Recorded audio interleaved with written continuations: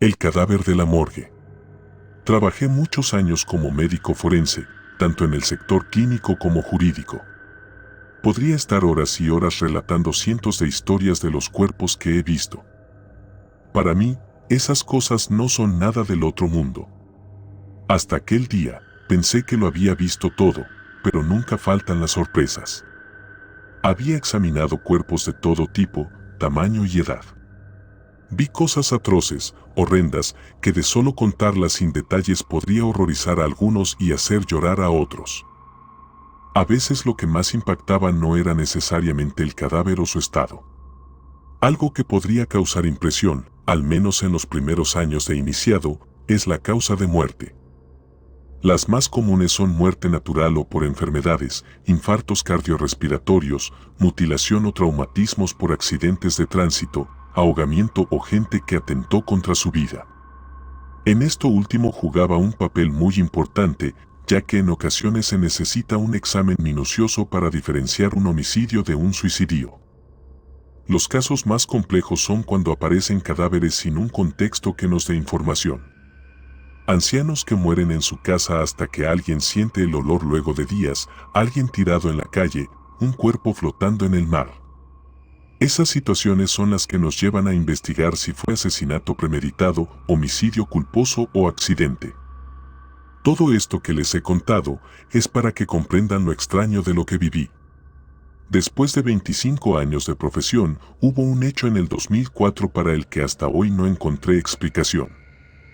Por razones de ética profesional he decidido mantenerme en anonimato, al igual que el lugar donde trabajaba, aunque imagino que si 2 o 3 personas llegaran a oír esto sabrán quién soy. Una noche de tormenta, acababa de recibir un cuerpo de un hombre de entre 30 y 40 años, según podía apreciar a simple vista. El cuerpo llegó completamente desnudo con diversas heridas lacerantes. Al solo observarlo, se notaba que al menos llevaba 2 días de muerto. Al leer el informe, este explicaba que el cuerpo fue encontrado en un bosque por un hombre que paseaba su perro, y su mascota fue quien realizó el hallazgo. La policía estaba investigando la zona por posibles evidencias. Mi trabajo iba en identificar la causa de muerte, dar una hora aproximada del momento de defunción y más detalles. Así que puse manos a la obra. Por fortuna, los dedos del difunto estaban en condiciones para tomar sus huellas dactilares, así que su identificación no sería problema. Comencé ejecutando las primeras pruebas y al proceder con el primer corte noté una forma de sangrado algo inusual. De la manera en que su sangre brotaba, deberían de haber pasado pocas horas de su muerte, y eso contradecía el estado de su piel y la hora en que lo encontraron. Al principio lo tomé como un desafío para un estudio especial.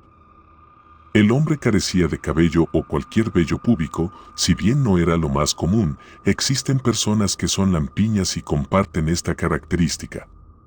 Encontré varias heridas lacerantes con pequeños fragmentos de madera que indicaban posible rozamiento entre árboles. En el hombro había encontrado marcas de mordida, sin duda de una persona. Extraje el ADN de la zona a fin de identificar al agresor.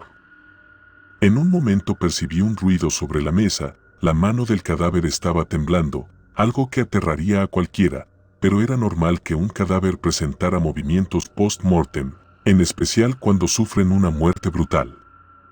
Lo extraño era que, de acuerdo al estado de su piel, llevaba al menos 2 días de muerto, como mencioné antes, pero los movimientos post-mortem suceden en las primeras 24 horas. Ya tenía 2 situaciones que contradecían, con su piel, la sangre y el movimiento post-mortem. Estudié la posibilidad de que su piel sufriera antes de morir, pero para ello debería de realizar más estudios. Me dispuse a abrir su abdomen para examinar sus órganos, y ahí fue donde empezó todo. El cadáver no tenía ombligo. Mi mente se nubló de todo, era la primera y única vez que presenciaba un abdomen sin ombligo. Claro que hubo casos donde en apariencia no había ombligo por operaciones quirúrgicas, pero esto era distinto. Al pasar mi mano sobre la zona era evidente que el ombligo nunca existió. Todo se volvía extraño. Después de 25 años de carrera me encontré con algo fuera de lo normal. En ese momento recordé algunas novelas de terror que había leído en el pasado, y la ausencia de un ombligo era debido a que el ser humano no nació de un parto, sino que era un clono creado de forma artificial. Eran las 2 de la mañana, aún así, creí que esta situación merecía ser vista por alguien más antes de continuar. Dejé el cuerpo sobre la mesa, me llevé los datos que tenía y llamé a un colega sin importar la hora. Al principio se mostró furioso conmigo por la hora en que lo llamé, pero cuando le conté la situación estaba emocionado por verlo en persona. Al girarme noté un detalle. Recordaba que su rostro miraba hacia arriba, pero en ese momento miraba hacia un costado. Su cabeza comenzó a temblar. Hasta ahí solo observaba esperando a que finalice, consideraba que se trataba de los movimientos post-mortem. Luego, el cuerpo exhaló. Fue inevitable asustarme, aunque se dan casos donde los pulmones contengan aire dentro y luego de ciertos procesos químicos de descomposición escape, pero jamás lo había visto de esa manera tan vívida. Me acerqué al cuerpo para continuar examinándolo, al tocarlo me llevé un susto más fuerte, tenía temperatura. El cuerpo de un cadáver luego de 2 horas pierde su temperatura corporal normal que es 36 a 37 grados y pasa a temperatura ambiente, algo que al tacto se siente frío. Pero esto era extraño, recordaba que estaba frío y en ese momento se encontraba tibio. Cierta sensación de alerta comenzó a gobernarme, el conjunto de acontecimientos que se estaban desarrollando mantenían mi mente ocupada buscando una explicación. Cuando me giré para buscar herramientas, escuché el cuerpo tumbarse en el piso. Antes de acercarme a él examiné la mesa con atención, estaba en perfectas condiciones. Salí de la habitación por un momento, ni siquiera me tomé la molestia de levantar el cadáver. Sentía miedo, aunque no lo quería demostrar, entendía que un hombre de ciencia como yo no podía dejarse engañar por cosas como esas, no lo quería aceptar. Decidí esperar a mi colega, entendía que entre dos sería mejor manejar esta situación. Luego de unos minutos él llegó. No paraba de hablar de un montón de hipótesis dados ciertos síndromes que había conocido y estudiado. Él se veía emocionado, tenía vocación por su profesión. Mi colega no dejaba de expresar sus ideas, hasta que tuve que sujetarlo con fuerza para que se callara. Cuando me miró con seriedad le expliqué de la temperatura del cadáver. Él me miró sorprendido, me dijo que era imposible y eso yo ya lo sabía. Negó totalmente lo que le dije, quería ver el cadáver. Antes de llegar le expliqué que el cadáver cayó por sí solo de la mesa, pero él contestó que seguramente lo choqué sin querer. Él se colocó su túnica y entramos a la sala. El cuerpo no estaba. Mi colega pensó que se trataba de una broma, le mostré los datos recogidos y las herramientas que había dejado en uso.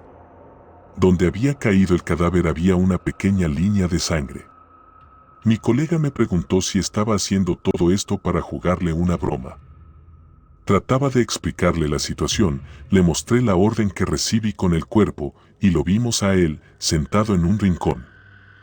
Solté mi carpeta dado el espanto. Mi colega estaba riéndose y asegurando que era una broma, pero creo que algo en mi expresión le hizo entender que no lo era. Él me hablaba y yo no lograba reaccionar. Se acercó hasta el cuerpo, apenas tocó su rostro y se apartó al instante, retiró la mano de él como quien ve un animal que lo pudiera morder. No me dijo nada, me pidió que saliéramos. Cuando estaba más calmado me dijo que al tacto sintió temperatura elevada, como si tuviera fiebre, pero peor aún, le sintió el pulso.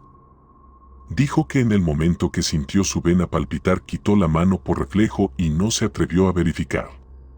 Él me preguntaba si lo que le decía era verdad, si no había algún truco en todo esto, le juré por mi familia que no. Oímos la puerta de la sala de la morgue abrirse, nos quedamos petrificados, éramos las únicas 2 personas en el establecimiento.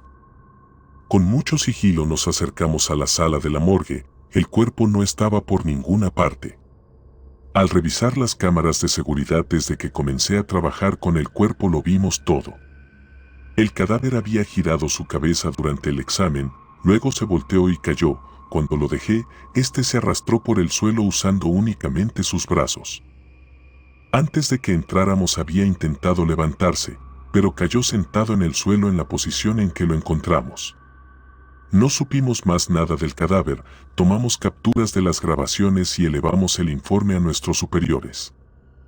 Al otro día los resultados de las huellas dactilares llegaron, no coincidían con la base de datos. En la teoría, nadie en el registro civil tenía esas huellas.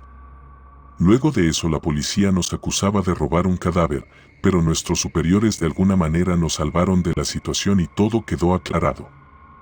Nos obligaron a firmar por medio de unos abogados un acuerdo de confidencialidad sobre lo sucedido a cambio de quitarnos cualquier cargo por la desaparición del cadáver. Entre mi colega y yo jamás hemos tocado el tema, él siguió trabajando mientras yo solicité mi retiro. Hoy me animé a contarlo porque ya hice mi vida y no me importan las consecuencias, espero que mi colega llegue a escuchar este relato.